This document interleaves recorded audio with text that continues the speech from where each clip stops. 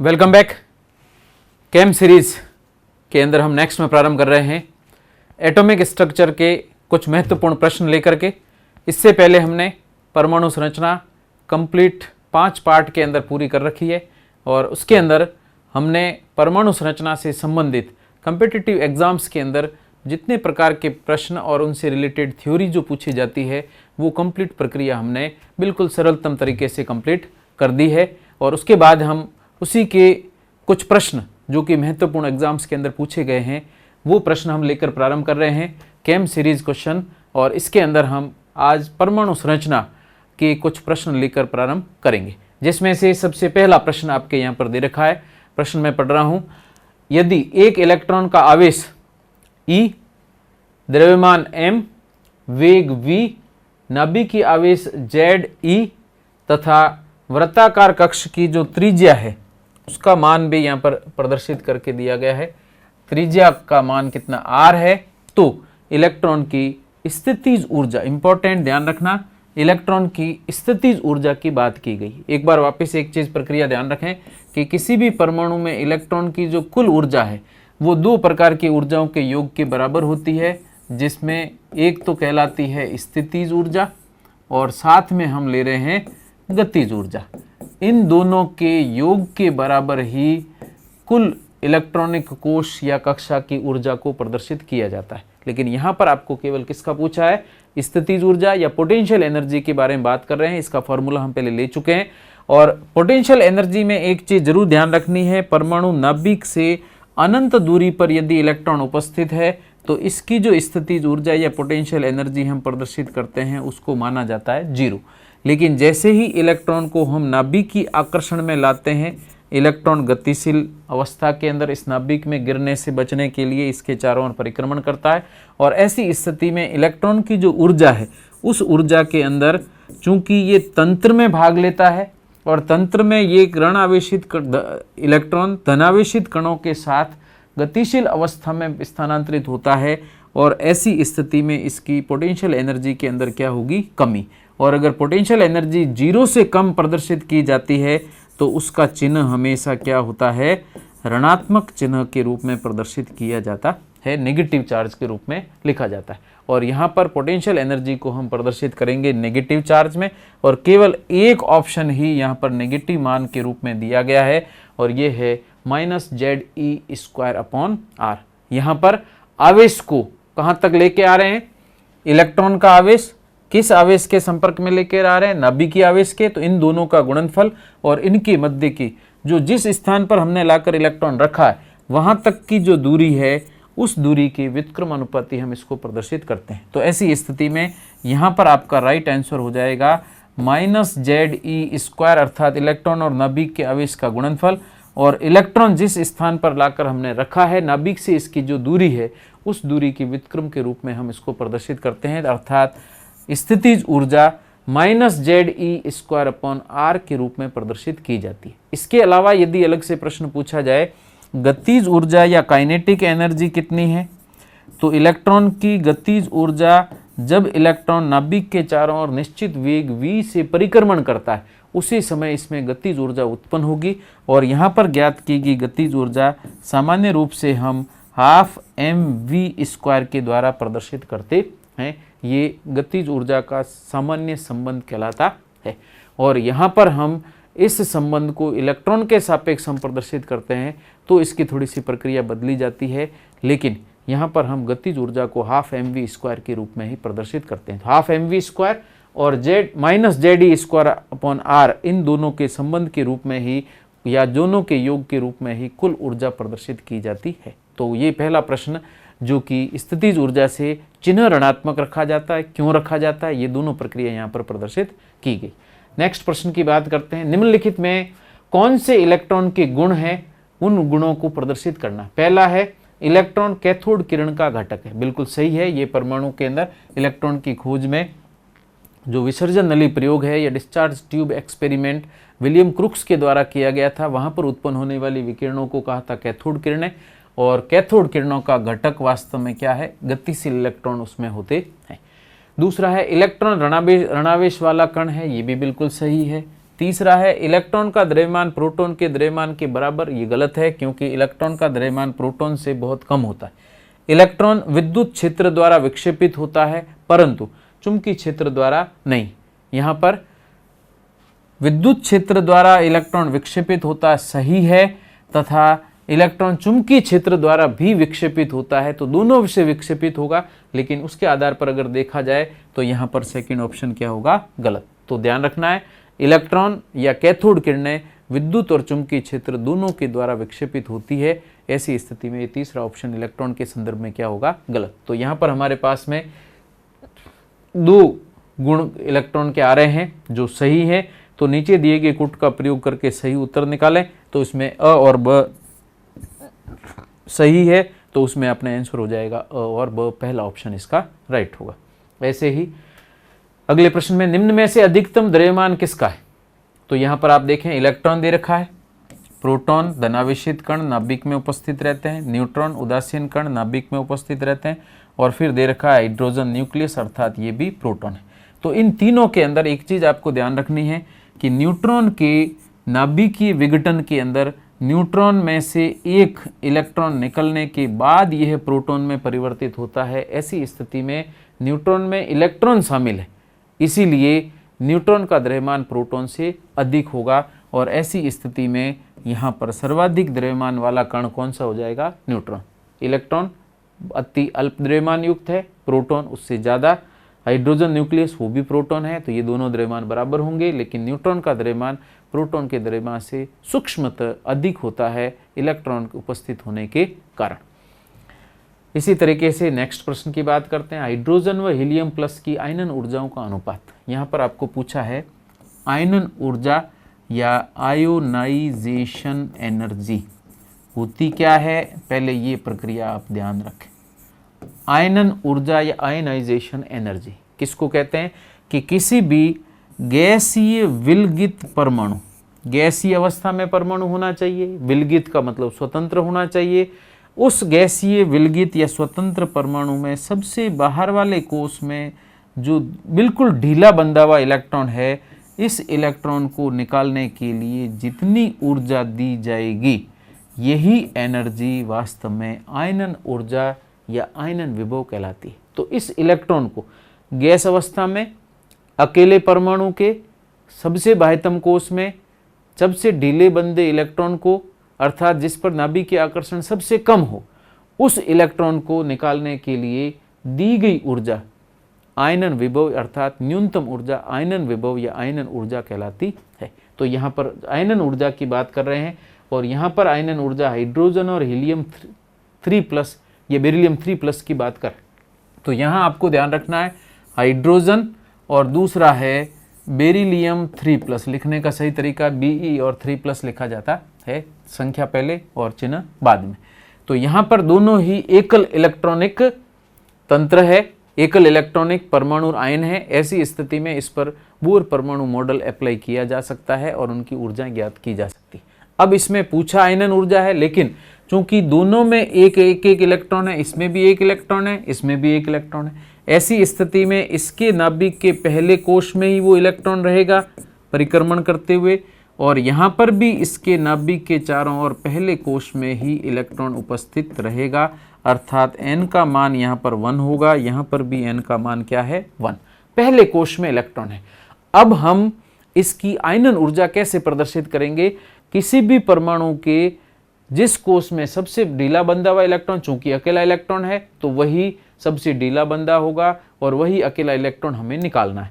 तो ऐसी स्थिति में दी गई ऊर्जा किसके बराबर होगी, इस इलेक्ट्रॉन की कोष में जो ऊर्जा है, पहले कोष के अंदर उपस्थित इलेक्ट्रॉन है, उस पहले कोष में अकेले इलेक्ट्रॉन की ऊर्जा हम ज्ञात किससे कर सकते हैं, हम बोर मॉडल के अंदर ऊर्जा ज्ञात करने का जो संबंध था उससे ज्ञात कर सकते हैं। और ज्ञात करने की इस प्रक्रिया के अंदर अगर इसकी आयनन ऊर्जा, इसकी ऊर्जा और इसके पहले कोष की ऊर्जा आ जाए तो उसका ऋणात्मक मान ही किसको प्रदर्शित करता है, जितनी इलेक्ट्रॉन की ऊर्जा यहाँ पर है उसको निकालने के लिए भी उतनी ही ऊर्जा देनी पड़ेगी, लेकिन चिन्ह में परिवर्तन हो जाता है। तो यहाँ पर हम प्रदर्शित कैसे करेंगे, n के पहले कोष में उपस्थित इलेक्ट्रॉन को हमें कहाँ तक ले जाना है, अंतिम कोष तक स्थानांतरित करना है। इसको 1 कर दें, इसको 2 कर दें, तो आपको अंतिम कोष तक निकालना है।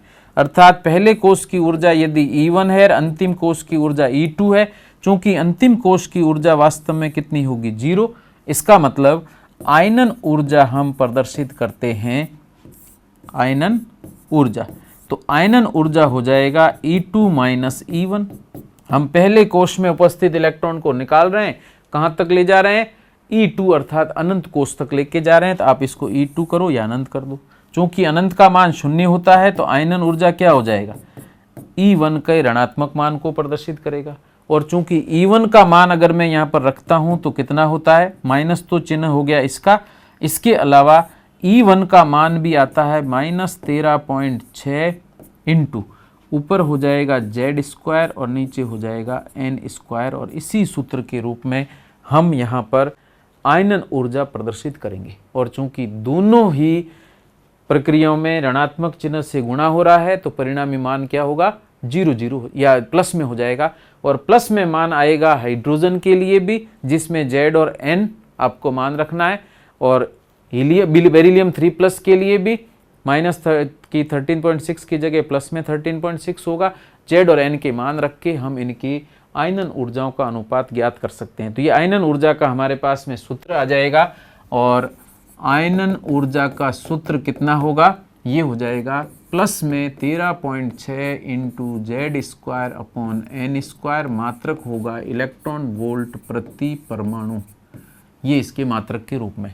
अब यदि हमें इन दोनों का अनुपात ज्ञात करना हो तो मैं यहाँ पर इन दोनों के अनुपात को प्रदर्शित करता हूँ। किस तरीके से प्रदर्शित किया जाएगा, देखिए पहले वाले के लिए अगर मैं मान रखता हूँ 13.6 इंटू हाइड्रोजन का भी पहला कोष है, Z का मान कितना है 1² अर्थात परमाणु क्रमांक इसका है 1। हाइड्रोजन, हीलियम, लिथियम और बेरिलियम चौथे नंबर पर आता है तो Z का मान कितना होगा 4। ठीक है, तो ऐसी स्थिति में ये हो जाएगा Z की जगह 1 तो 1² अपॉन N अर्थात हाइड्रोजन के पहले कोष में इलेक्ट्रॉन है 1² होगा। सेकंड के अंदर बात की जाए तो अनुपात आपको लेना है वापस 13.6, वही सूत्र लिखेंगे। Z की जगह हो जाएगा 4² डिवाइडेड बाय N का मतलब होता है पहले कोष में इलेक्ट्रॉन है उसका स्क्वायर। और अगर इन दोनों को सरल किया जाए तो ये मान इस मान से कटेगा, पीछे बचेगा 1:16। तो यही आपका राइट आंसर होगा, और ये राइट आंसर दिया गया है ऑप्शन नंबर 4 में। तो वापस ध्यान रखें, किसी भी दो परमाणुओं के लिए यदि किसी कोष में उपस्थित इलेक्ट्रॉन की ऊर्जाओं का अनुपात लेना है तब तो हम सामान्य संबंध लेंगे -13.6 इंटू Z² अपॉन N² का। लेकिन चूंकि हमें आयनन ऊर्जा ज्ञात करनी है तो आयनन ऊर्जा के लिए हम E∞ माइनस E1 मतलब E1 में इलेक्ट्रॉन है या पहले कोष में या निश्चित कोष में जहाँ इलेक्ट्रॉन है वहाँ से हम अनंत कोष तक लेके जा रहे हैं। तो अनंत कोष और जिस कोष में इलेक्ट्रॉन है उसकी ऊर्जा के मध्य का अंतराल ही दी गई ऊर्जा के बराबर होगा। और ऐसी स्थिति में चूंकि अनंत स्थिति पर अगर इलेक्ट्रॉन है तो उसकी ऊर्जा कितनी होती है 0, वो पहले बता चुके हैं। तो यहाँ पर आप E∞ की जगह 0 रखें तो 0 माइनस E1 हो जाएगा, अर्थात E1 माइनस में बचेगा।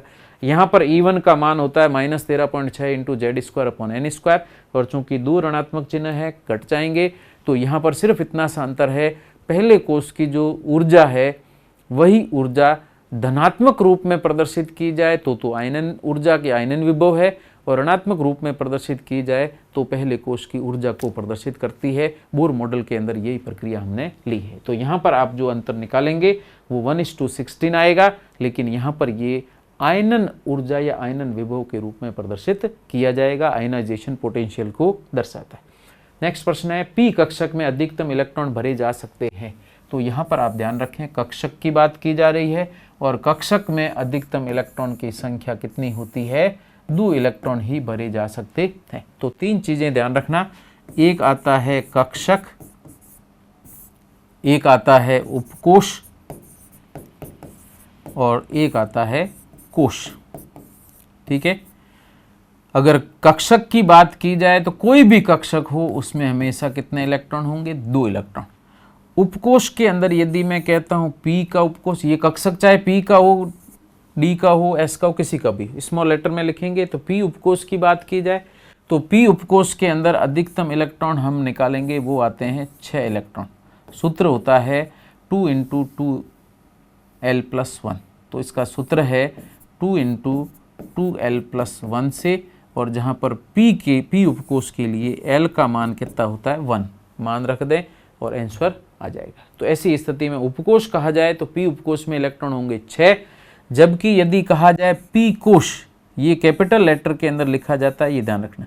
कोष के लिए कहा जाए तो कैपिटल लेटर में, और कोष में इलेक्ट्रॉन ज्ञात करने का तरीका क्या है, ये सूत्र आता है 2n² के द्वारा हम किसी कोष में उपस्थित अधिकतम इलेक्ट्रॉन ज्ञात करते हैं। तो ऐसी स्थिति में 2n² P कोष कहाँ से आएगा, कोष को हम प्रदर्शित करते हैं प्रतीक के रूप में KLMNOP के द्वारा, जिसके लिए n का मान आएगा 1 2 3 4 5 6, अर्थात P छठा कोष है, छठे कोष के लिए n का मान कितना होगा 6, तो यहाँ पर आप रख दीजिए 6, तो ये हो जाएगा 2 इंटू 6² इक्वल टू हो जाएगा 72।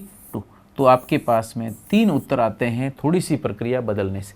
प्रश्न के अंदर पूछा केवल कक्षक में अधिकतम कितने इलेक्ट्रॉन होते हैं, तो कक्षक या ऑर्बिटल में अधिकतम हम 6 इलेक्ट्रॉन भर सकते हैं। तो ऑर्बिटल में अधिकतम इलेक्ट्रॉन ऑर्बिटल में अधिकतम इलेक्ट्रॉन 2 ही भरे जा सकते हैं। तो ऐसी स्थिति में हमारा राइट आंसर होगा कितना, 2।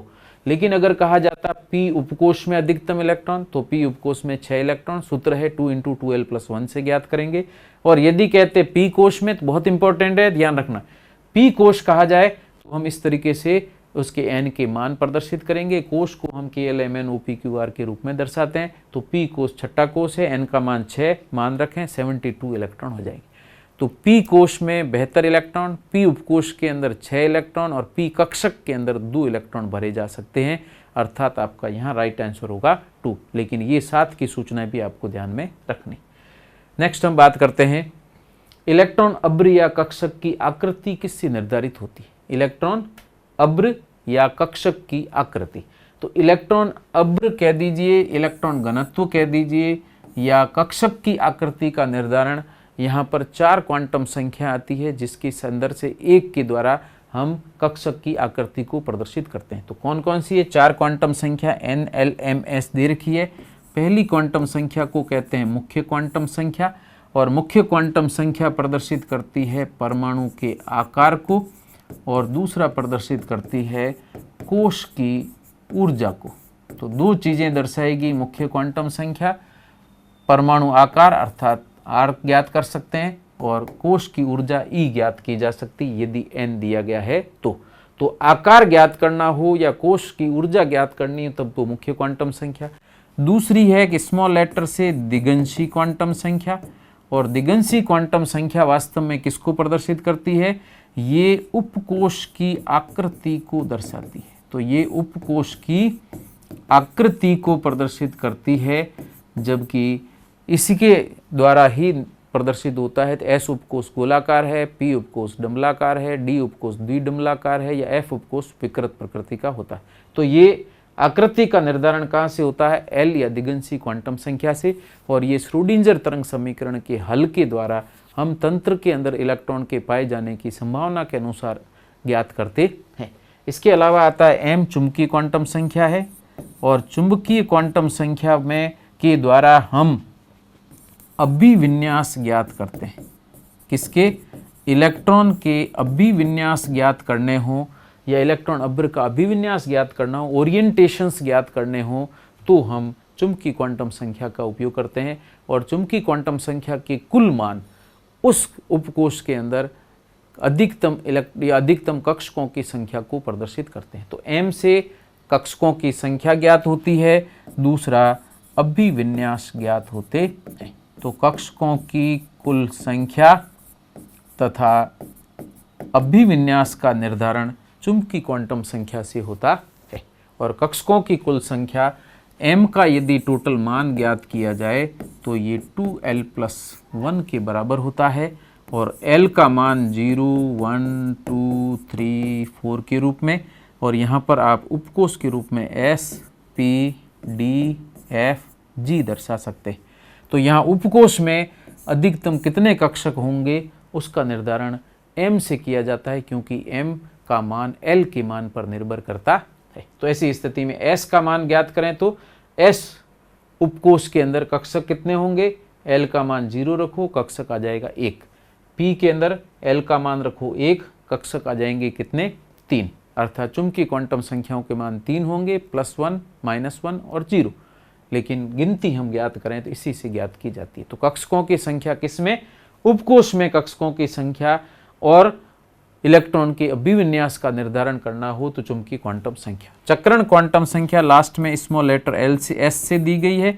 ये केवल किसको प्रदर्शित करती है, चक्रण क्वांटम संख्या केवल इलेक्ट्रॉन के घूर्णन को दर्शाती है कि इलेक्ट्रॉन क्लॉकवाइज रोटेट कर रहा है या एंटी क्लॉकवाइज रोटेट करता है। उसका निर्धारण करना हो तो हम चक्रण क्वांटम संख्या से ज्ञात करते हैं। तो चूंकि यहाँ पर पूछा है कक्षक की आकृति, तो यहाँ पर हमने कहा है उपकोष में सारे कक्षक आते हैं, जैसे डी उपकोष, एफ, तो उपकोष का भी कक्षक जो भी है, उपकोष की आकृति कक्षक की आकृति सेम रही। तो यहाँ पर उपकोष या कक्षक की आकृति का निर्धारण किससे किया जाता है, L या दिगंशी क्वांटम संख्या से, जिसमें S गोलाकार, P डंबलाकार, D द्विडंबलाकार और F विकृत आकृति का होता है। तो कक्षक की आकृति और उपकोष की आकृति का निर्धारण इससे होगा। इसके बाद हम बात करते हैं नेक्स्ट प्रश्न की। मुख्य, दिगंशी और चुंबकीय क्वांटम संख्या क्रमशः किससे संबंधित है। बिल्कुल सिंपल सा उसी से रिलेटेड प्रश्न है। तो मुख्य क्वांटम संख्या यहाँ पर आकार को प्रदर्शित करती है, 2 जगह लिखा है। दिगंशी क्वांटम संख्या यहाँ पर आकृति को प्रदर्शित करती है, 1 जगह लिखा, बाकी कहीं पर भी नहीं लिखा। और तीसरा है चुंबकीय क्वांटम संख्या जो कि अभिविन्यास को दर्शाती है। ऐसी स्थिति में आपका राइट आंसर होगा पहला, मुख्य क्वांटम संख्या परमाणु आकार को, दिगंशी क्वांटम संख्या उपकोष या कक्षक की आकृति को, और चुंबकीय क्वांटम संख्या इलेक्ट्रॉन अभ्र के अभिविन्यास या कक्षक के अभिविन्यास को प्रदर्शित करती है, या कक्षक की कुल संख्या उपकोष में कितनी हो सकती है उसको दर्शाती है। तो आपका ऑप्शन हो जाएगा पहला। इसकी प्रक्रिया हम पहले अभी बता चुके। n+l = 6 में कुल उपकोष और कक्षक कितने होंगे। तो सीधा सा आपको ध्यान रखना है, n+l दे रखा है तो n हो गया, और l मान लीजिए, इन दोनों का योग कितना होना चाहिए, 6 में कुल उपकोष भी निकालने हैं और कक्षक भी निकालने। तो सबसे पहले तो देखिए n मुख्य क्वांटम संख्या और l दिगंशी क्वांटम संख्या। सिर्फ ध्यान क्या रखना है, l का मान n के मान से कम होगा, n के बराबर नहीं हो सकता, ये जरूर ध्यान रखें, फिर आप उपकोष और कक्षक निकाल सकते हैं। तो मैं यहाँ 6 का जोड़ा करने के लिए मैं l से शुरू करता हूँ, जिसका मान n के मान से कम अर्थात 0 से शुरू होता है, जबकि ये होता है 1 से। तो इसको 0 लिख सकते हैं, 1 लिख सकते हैं, 2 लिख सकते हैं, 3 लिख सकते हैं। अगर इसको 6 करना हो तो मैं यहाँ पर 6 लिखूँ तो इनका 2 का योग 6 हो जाएगा। अगर मैं यहाँ 5 + 1 करूँ तो भी 6 हो जाएगा, 4 + 2 करें तो भी 6 हो जाएगा। लेकिन यहाँ पर अगर मैं लिखता हूँ 3 + 3, तो चूंकि 3 + 3 के अंदर क्या हो जाएगा, n और l बराबर हो गए। ऐसी स्थिति में n कभी भी l के बराबर नहीं हो सकता, अर्थात ये वाला उपकोष नहीं होगा। तो कौन कौन से बनेंगे, 6l0 अर्थात 6s, 5p, 6 ये 4d, तो यहाँ पर तीसरे में हो जाएगा 4d।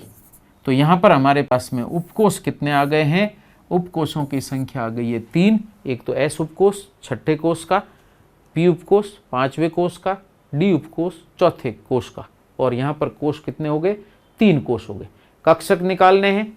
s में कुल कक्षक होते हैं 1, p में होते हैं 3, d में होते हैं 5, तो जोड़ दीजिए, 5 3 8 और 1 हो गए 9। तो आपके उत्तर आएगा 3 है उपकोष और कक्षक हैं टोटल कितने, 9। तो यहाँ 3 और 9 जो दिया गया है वो आपका राइट आंसर है। तो इस तरीके से हम n+l का कोई भी मान दिया हो, शर्त ध्यान रखनी है, l का मान n के मान से कम होना चाहिए, ऐसे ही उपकोष संभव है, नहीं तो n और l बराबर कर दिया तो ऐसे उपकोष संभव नहीं होगा। इसीलिए कहा जाता है कि यदि कोई कहे कि 3f नहीं होता, किसी परमाणु में 3f उपकोष नहीं पाया जाता, ऐसा क्यों है, क्योंकि 3 का मान, n का मान कितना 3 दे रखा है, f जो दिया गया इसके लिए l का मान कितना दिया गया 3। इसका मतलब n और l यहाँ पर बराबर कर रखा है, जबकि परमाणु संरचना के अनुसार n प्लस l कभी बराबर नहीं हो सकता और इसीलिए 3f संभव नहीं होगा। ऐसे ही आपको कहे 2d क्यों नहीं पाया जाता तो भी राइट आंसर है कि 2 और 2d उपकोष के लिए d का मान d के लिए l का मान कितना हो जाएगा 2, अर्थात d उपकोष के लिए दिगंशी क्वांटम संख्या का मान होता 2 और 2d की बात कर रहे हैं तो कोष भी कौन सा है, दूसरा। तो दूसरे कोष में दूसरे अर्थात l बराबर 2 के उपकोष की संभावना या वैसा उपकोष संभव नहीं है, क्योंकि यहाँ पर l का मान किसके बराबर कर दिया हमने, l का मान n के बराबर कर दिया। तो ऐसी स्थिति में 2d उपकोष भी संभव नहीं होगा। तो 2d उपकोष संभव नहीं होगा, ऐसे ही 3f उपकोष संभव नहीं होगा, तो 4g उपकोष भी संभव नहीं होगा। और 5 की बात की जाए तो h उपकोष नहीं होगा। तो इस तरीके से हम बता सकते हैं कि कौन से उपकोष संभव हैं और कौन से नहीं है। नेक्स्ट में किसी स्थिति में इलेक्ट्रॉन की ऊर्जा अधिकतम होगी। किस स्थिति की बात करें जिसमें इलेक्ट्रॉन की ऊर्जा मैक्सिमम होगी, स्थितियां आपको दी गई है। नाभिक में इलेक्ट्रॉन है, आद्य अवस्था में इलेक्ट्रॉन, आद्य अवस्था का मतलब है ग्राउंड स्टेट में इलेक्ट्रॉन है, या प्रथम उत्तेजन अवस्था फर्स्ट एक्साइटेड स्टेट में इलेक्ट्रॉन है, और नाभिक से अनंत दूरी पर इलेक्ट्रॉन है। चूंकि ये परमाणु संरचना से प्रश्न दिया गया है, ऐसी स्थिति में यहाँ पर हम हाइड्रोजन सदृश नाभिकों की या हाइड्रोजन सदृश परमाणुओं की या आयनों की बात करेंगे। तो यहाँ पर नाभिक के अंदर इलेक्ट्रॉन नहीं होते हैं, नाभिक के विखंडन में निकलते हैं बीटा कणों के रूप में, लेकिन वहाँ पर इनकी ऊर्जा को गणना संभव नहीं। लेकिन आद्य अवस्था में इलेक्ट्रॉन है तो ऊर्जा अधिक होगी। अगर प्रथम उत्तेजन अवस्था में ऊर्जा और बढ़ेगी और नाभिक से अनंत दूरी पर ऊर्जा और बढ़ती है, अर्थात परमाणु नाभिक से दूरी बढ़ने के साथ इलेक्ट्रॉन की ऊर्जा बढ़ती है। और अनंत दूरी का मतलब हो गया स्वतंत्र इलेक्ट्रॉन, और स्वतंत्र इलेक्ट्रॉन की ऊर्जा हमेशा कितनी होती है, 0। तो नाभिक से अनंत दूरी पर नाभिक की आकर्षण से बाहर अगर इलेक्ट्रॉन उपस्थित है तो उस इलेक्ट्रॉन की ऊर्जा हमेशा क्या होगी, 0, और वह अधिकतम ऊर्जा को प्रदर्शित करता है। तो हमें पता है नाभिक से दूरी बढ़ने के साथ ऊर्जा बढ़ रही है, ऋणात्मक मान के रूप में घटती है, लेकिन वास्तविक रूप में क्या होगी, बढ़ेगी। ऐसी स्थिति में अनंत दूरी पर उपस्थित इलेक्ट्रॉन की ऊर्जा अधिकतम होगी, और इलेक्ट्रॉन की अधिकतम ऊर्जा कितनी होगी, 0 होगी। ये भी आपको ध्यान रखना है। तो आपका राइट आंसर होगा 4th, इलेक्ट्रॉन की अधिकतम ऊर्जा कहाँ पर होगी, नाभिक से अनंत दूरी पर। एक और दिया है, निम्न क्वांटम संख्याओं का समूह संभव नहीं है। कौन सी क्वांटम संख्या है जिनका समूह संभव नहीं है, तो उसके लिए आपको क्रम ध्यान रखना, NLMS के रूप में ही दिया जाएगा। सबसे पहले n का मान होगा, फिर l का मान होगा, फिर m का मान होगा, और लास्ट में होगा s का मान। इस NLMS के अनुसार अगर प्रदर्शित करें तो प्रक्रिया आपको क्या क्या सावधानियां रखनी है। पहली चीज़, n का मान कभी हमेशा 0 से अधिक होगा, लेकिन n कभी भी 0 नहीं हो सकता है, ये ध्यान रखना। और n का मान केवल पूर्णांक संख्या में ही संभव है, ये प्रक्रिया आ जाएगी n के लिए। दूसरे में आता है, अगर मैं l की बात करता हूँ तो l का मान हमेशा n के मान से कम होगा, या फिर हम कह सकते हैं l का अधिकतम मान n-1 के बराबर हो सकता है, ठीक है। लेकिन l का मान n के मान से अधिक नहीं होगा, तो कम रहेगा, और बराबर होगा तो n-1 के बराबर हो सकता है, लेकिन n l के कभी भी बराबर नहीं हो सकता है। ये शर्त ध्यान रखनी है, अगर ऐसा है तो गलत हो जाए। ये सेकंड हो गया। तीसरे में जो m दिया गया है ये 0 हो सकता है, और बढ़ करके -l तक और बढ़ करके +l तक ये मान प्रदर्शित करता है, ठीक है। अर्थात m 0 से लेके -l और 0 से लेके +l तक कोई भी मान युक्त हो सकता है, लेकिन l के मान से इसका मान कभी ज़्यादा नहीं होगा। तो m can not be greater than l, l से कभी भी अधिक नहीं होगा। और अगर चौथी क्वांटम संख्या की बात करें तो इसके 2 ही मान संभव है, या तो +½ होगा या -½ होगा। +½ है तो कक्षक का पहला इलेक्ट्रॉन अगर दिया जाए, कक्षक का प्रथम इलेक्ट्रॉन है तो s हो जाएगा +½ और कक्षक का द्वितीय इलेक्ट्रॉन है या फिर कह सकते हैं युग्मित इलेक्ट्रॉन है तो हम सेकंड के लिए -½ लिखेंगे। तो एक ही कक्षक में 2 इलेक्ट्रॉन होंगे, अगर इस चक्रण का इलेक्ट्रॉन है तो +½ और उसके साथ में युग्मित इलेक्ट्रॉन है तो -½ लेकिन अगर आपको ऐसे भी दिया जाए तो भी आपका आंसर निकालेंगे तो भी यहाँ पर s का मान कितना होगा, +½ ही रहेगा। ये आपको ध्यान में रखना है। पहला कक्षक का या कक्षक में एक इलेक्ट्रॉन है तो किसी भी रूप में भरा गया हो, चक्रण क्वांटम संख्या +½ और उसी कक्षक में दूसरा इलेक्ट्रॉन युग्मित करके दिया गया है, विपरीत चक्रण युक्त 2 इलेक्ट्रॉन दिए हैं, तो भरे हुए कक्षक के लिए s का मान ऋणात्मक ½ के रूप में होगा। ये जरूर आपको ध्यान में रखना है। और इसीलिए यहाँ पर अगर आंसर निकालें तो 3 2 -2½ सही है, 4 0 0 +½ सही है, लेकिन यहाँ गलती कर दी है, n और l का मान क्या कर दिया बराबर, ऐसा संभव नहीं होगा, जबकि बाकी दोनों सही है, यहाँ पर भी ये सही है। तो आपका राइट आंसर होगा कौन सा, तीसरा, जो कि वास्तव में ऐसा विन्यास संभव नहीं होगा। NLMS के ये मान पॉसिबल नहीं है। कारण पूछे तो n और l बराबर दे रखा है, ऐसा संभव नहीं होता।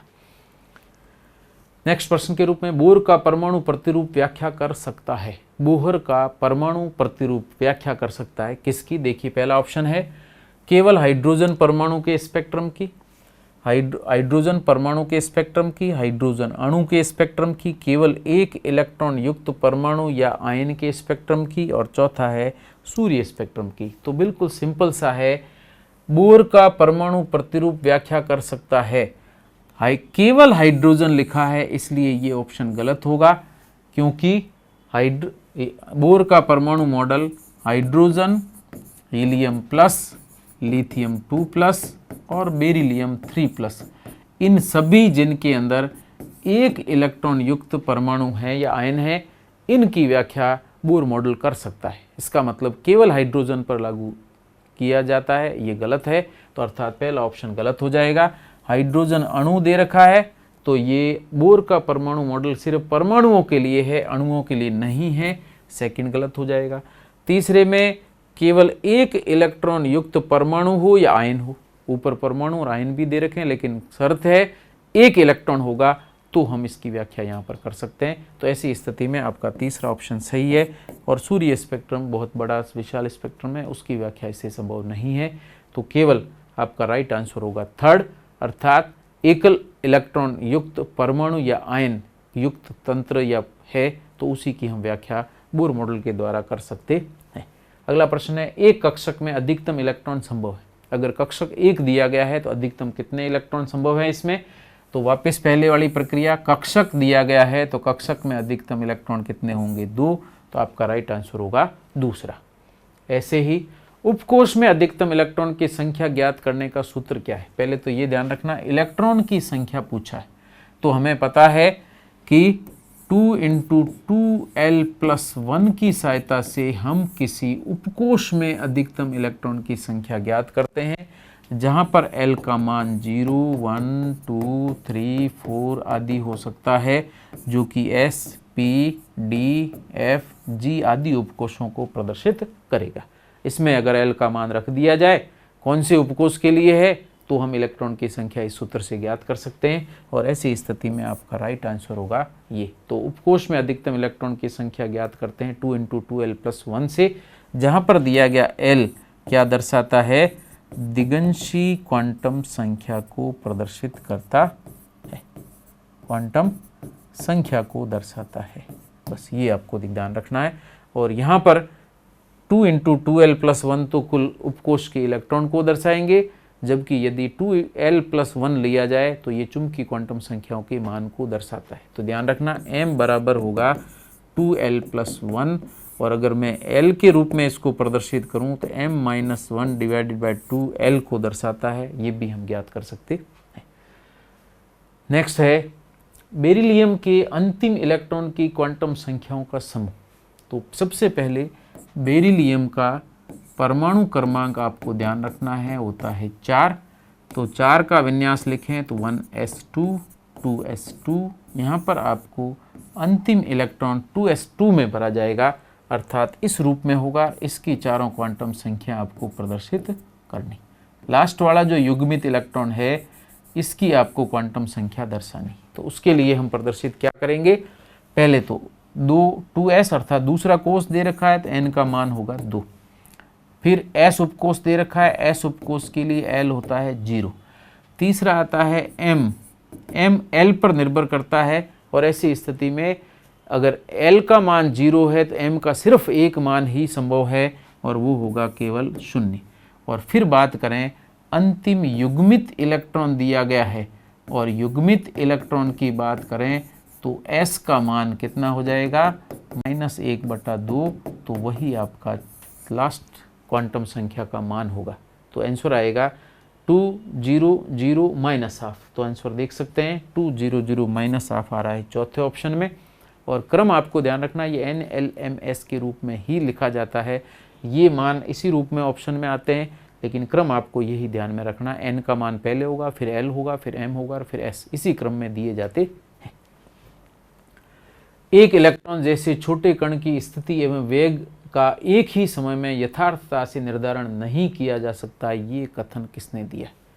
परमाणु में इलेक्ट्रॉन की स्थिति और उसके वेग का एक ही समय में यथार्थ रूप से निर्धारण संभव नहीं है, ये कथन किसके द्वारा दिया गया है। ऑप्शन है हाइजेनबर्ग का अनिश्चितता का सिद्धांत, डी ब्रोगली का सिद्धांत, पाउली का अपवर्जन सिद्धांत और अफबो सिद्धांत। तो यहाँ पर अफबो सिद्धांत तो केवल इलेक्ट्रॉन वितरण के लिए प्रदर्शित होता है।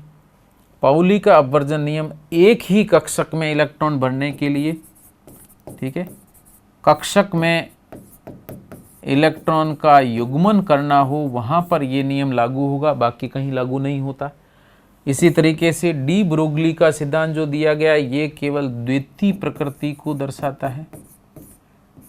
इलेक्ट्रॉन जैसे सूक्ष्म कणों की द्वितीय प्रकृति प्रदर्शित करनी हो, डुअल नेचर कणीय और तरंग प्रकृति प्रदर्शित करनी हो, तब भी हम डी ब्रोगली का सिद्धांत प्रयुक्त करते हैं।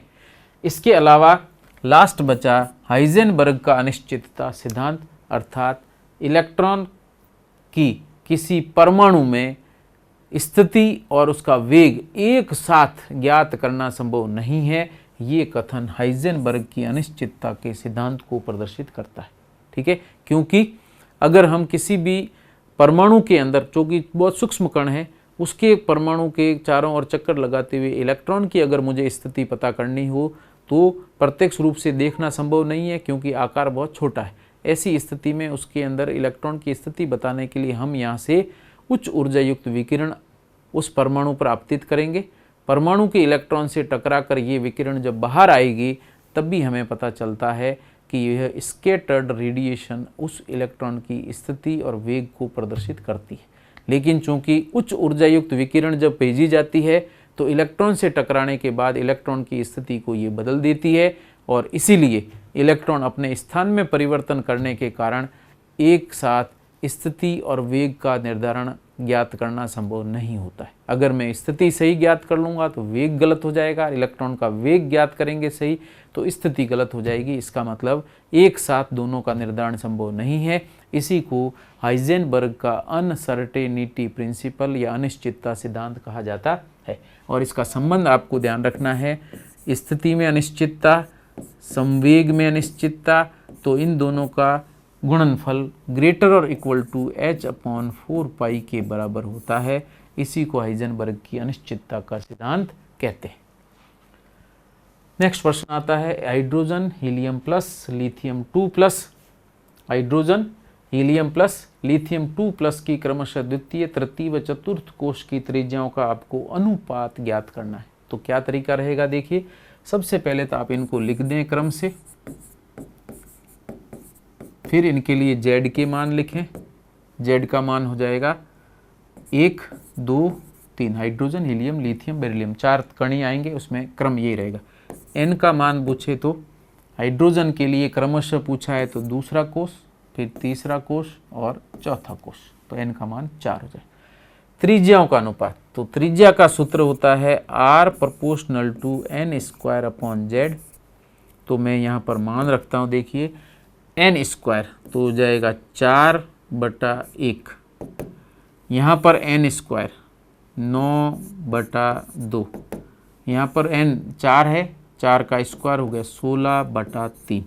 और इसको सरल करने के लिए एलसीएम ले लीजिए, 2 और 3 का गुणा करके 6 से इसका गुणनफल कर दीजिए। एलसीएम का गुणा करिए, पूर्णांक संख्या में बदल जाएगा, तो इन अनुपातों को 6 से गुणा करें तो ये हर में जो संख्या देगी हट जाएगी। तो 6 से गुणा करें, ये हो जाएगा 24, 9/2 को 6 से गुणा करें तो ये हो जाएगा 27, 16/3 2 बार ये कट जाएगा, 16 × 2 हो जाएगा 32। तो ये अनुपात रहेगा 24, 27 और 32। तो यहाँ पर ऑप्शन आपको दिया गया है थर्ड, 24, 27 और 32। ये इनकी तो त्रिज्या 2 या अधिक का अगर अनुपात पूछे तो यही तरीका काम में लेना है, लेकिन संबंध आपको ध्यान में रखना क्या लेना है।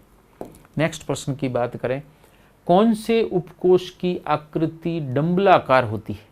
तो बिल्कुल सरल उत्तर है एस उपकोष है, ये होता है गोलाकार। पी उपकोष है, ये होता है डंबलाकार, इसलिए आपका राइट आंसर हो जाएगा सेकंड। जबकि डी उपकोष होता है द्विडंबलाकार और एफ उपकोष होता है विकृत, डिस्टोर्टेड रहता है।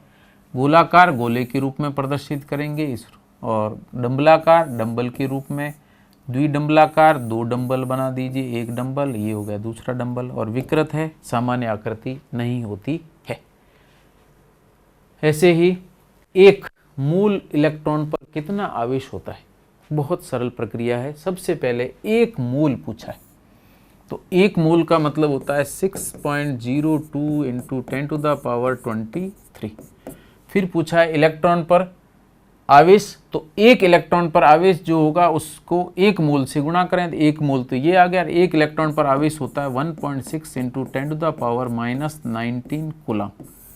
दोनों का जो गुणनफल आएगा वही राइट आंसर है। तो इन दोनों का गुणनफल लगभग 96500 कूलम, या इसी को हम कहते हैं 1 फैराडे। 1 फैराडे आवेश होता है एक मोल इलेक्ट्रॉन पर। तो ऑप्शन के रूप में आप देख लीजिए 96500 कूलम, पहला ऑप्शन राइट होगा। सेकंड वाले में लिखा है 1.6 × 10⁻19 कूलम, तो ये प्रदर्शित करता है एक इलेक्ट्रॉन के आवेश को, तो ये पूछा एक मोल का है तो गलत हो जाएगा। तीसरा पूछा है 6.02 × 10⁻23 कूलम, तो यहाँ पर इसके आगे अगर मैं कूलम लगाता हूँ तो ये मान हट जाएगा, तो ऐसी स्थिति में इतना आवेश भी संभव नहीं है। और लास्ट वाला है इलेक्ट्रॉन वोल्ट, तो ये वास्तव में इलेक्ट्रॉन वोल्ट के रूप में नहीं है, ये कूलम के रूप में एकल इलेक्ट्रॉन के लिए प्रदर्शित किया जाता है। जबकि इलेक्ट्रॉन वोल्ट और इसकी बात की जाए तो 1 इलेक्ट्रॉन वोल्ट 1.6 × 10⁻19 जूल के बराबर होता है, जूल में कन्वर्ट करना चाहें तो। बाकी प्रक्रिया एज इट इज चलेगी।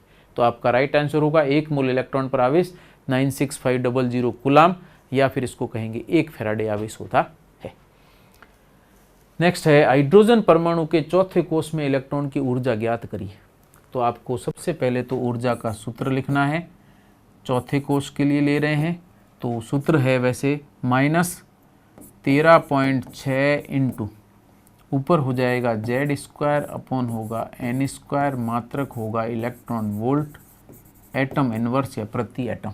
चौथे के लिए लिखा है तो N का मान कितना हो जाएगा 4, और हाइड्रोजन परमाणु के लिए लिखा है तो Z का मान, हाइड्रोजन का परमाणु क्रमांक होता है 1। मान रखें तो E4 बराबर हो जाएगा -13.6 इंटू Z की जगह हो जाएगा 1², N की जगह हो जाएगा 4², 4² होगा 16, 13.6 में 16 का भाग दें तो ये इकाई से कम मान आएगा ऋणात्मक। तो इकाई से कम मान यहाँ पर एक ही जगह दे रखा है, माइनस में 0.85 इलेक्ट्रॉन वोल्ट। मात्रक भी ध्यान रखना इलेक्ट्रॉन वोल्ट में है, तब ये सूत्र काम में लेंगे। तो आंसर होगा -0.85 इलेक्ट्रॉन वोल्ट प्रति परमाणु रूप में प्रदर्शित होगा। नेक्स्ट बात करते हैं। तो आज के इस प्रश्न के लिए लास्ट हम चर्चा कर रहे हैं परमाणु कोश की स्थितिज ऊर्जाओं का सही क्रम। 2 हैं यहाँ पर, 1 ले लेते हैं, बाकी नेक्स्ट क्लास में करेंगे। परमाणु कोश की स्थितिज ऊर्जाओं का सही क्रम है, कौन सा पूछा है? स्थितिज ऊर्जा, पोटेंशियल एनर्जी। पोटेंशियल एनर्जी होती है या स्थितिज ऊर्जा होती है -ZE² अपॉन R। अर्थात आर बढ़ेगा, पोटेंशियल एनर्जी बढ़ेगी। क्यों? चिन्ह कैसा है? ऋणात्मक चिन्ह। ये जरूर ध्यान रखना। तो ऐसी स्थिति में पोटेंशियल एनर्जी यदि P1, P2, P3, P4 दी गई है और R का मान R1, R2, R3, R4 दिया गया, नाभिक से दूरी क्या हो रही है? लगातार बढ़ रही है। त्रिज्या बढ़ेगी तो त्रिज्या लगातार यदि बढ़ रही है तो त्रिज्या बढ़ने के साथ स्थितिज ऊर्जा भी क्या होगी? बढ़ेगी, क्योंकि चिन्ह कैसा है? ऋणात्मक। तो R बढ़ेगा तो ZE²/R का मान ऋणात्मक मान कम होगा, और ऋणात्मक मान का कम होना वास्तविक मान के बढ़ने को प्रदर्शित करता है। ऐसी स्थिति में P1 से लेकर P4 तक लगातार स्थितिज ऊर्जा क्या होगी? बढ़ेगी। तो परमाणु कोश की स्थितिज ऊर्जाओं का सही क्रम है, जिसमें स्थितिज ऊर्जा P1, P2, P3 दे रखा है। यहाँ पर आपके P1, P2, P3 का मतलब है पहले कोश, दूसरे कोश, तीसरे कोश की। तीसरे कोश के रूप में चलें तो R लगातार बढ़ेगा, ये ZE²/R घटेगा। ऐसी स्थिति में ऋणात्मक मान घटता है तो वास्तविक मान क्या होगा? बढ़ेगा। तो इसीलिए P1, P2, P3, P4 ये बढ़ते क्रम में होंगे।